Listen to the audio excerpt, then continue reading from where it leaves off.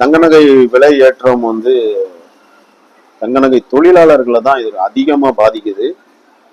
நாளுக்கு நாள் விலை ஏற்றங்கள் இருந்துகிட்டே இருக்கும்போது ஏதாவது ஒரு ஆர்டர் வந்தாலும், கஸ்டமர்கிட்ட இருந்து ஆர்டர் வந்தாலும் அந்த ஆர்டரை செஞ்சு கொடுக்கறதுக்காக தங்கம் வாங்குறதுக்குள்ள விலையேற்றம் கூடியிருது. அப்போ அவங்க பேசியபடி செஞ்சு கொடுக்கறதுல ரொம்ப சிரமப்படுற, நட்டத்துக்கு செஞ்சு கொடுக்குற அளவுக்கு தான் இந்த விலையேற்றம் அவங்களுக்கு கொண்டு வந்து நிப்பாட்டுது. மத்தியதர குடும்பங்களும் லோ கிளாஸ் ஃபேமிலிங்களும் ஒரு கல்யாணம் வச்சாங்கன்னா அந்த கல்யாணத்துக்கு பேசினபடி நகை போட முடியாத அளவுல இந்த விலையேற்றம் ஜெட்டு வேகத்துல போயிட்டு இருக்கு. இது குறிப்பா தங்க நகை தொழிலாளர்களுக்கு இப்படி விலையேற்றம் இருந்துகிட்டே இருக்கும்போது அவங்களுக்கு தொழில் ஸ்தம்பிக்குது. தொழில் வராம மாசக்கணக்கா வேலைகள் இல்லாத சூழ்நிலை உருவாகுது. அவங்களுடைய வாழ்வாதாரம் இதனால ரொம்ப பாதிக்கப்படுது.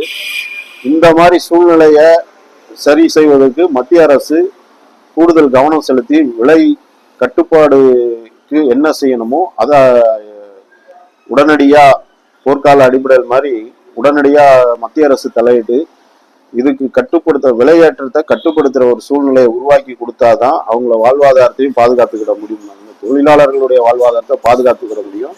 அதனால மத்திய அரசு இதுல கூடுதல் கவனம் செலுத்தி விலையேற்றம் கட்டுப்பாடுபடுத்துறதுக்கு என்ன செய்யணுமோ அதை ஏற்பாடு செய்து கொடுக்கணும். டாக்ஸ் குறைவா வரும்னு பார்த்தது. ஆனா இந்த விலையேற்றத்தினால எந்த பிரயோஜனமும் இல்லாம தொழில் முடங்கக்கூடிய சூழ்நிலை தான் இருக்கு. மத்திய அரசு கூடுதல் கவனம் செலுத்தணும்னு மட்டும் வேண்டி கேட்டுக்கணும். இந்த ஆன்லைன் பிசினஸ், இந்த தங்க ரேட் ரொம்ப கூடுது. இதனால ஒரு சாதாரண மக்களால வாங்க முடியாத நிலைமையில தான் இருக்கு.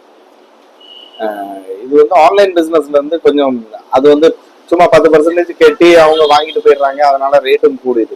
அவங்களும் ஃபுல் அமௌண்ட் கட்டி வாங்குறதா இருந்தா இந்த ரேட் இவ்வளவு உயர்றதுக்கு சான்ஸ் இல்லை. தங்கமயில அண்ணாச்சி சொன்ன மாதிரி அவங்க 60வது கிளைக்கு வரைக்கும் போயிட்டாங்க. அப்போ கார்பரேட் கம்பெனி நல்லா வளர்ந்துக்கிட்டு தான் இருக்கு.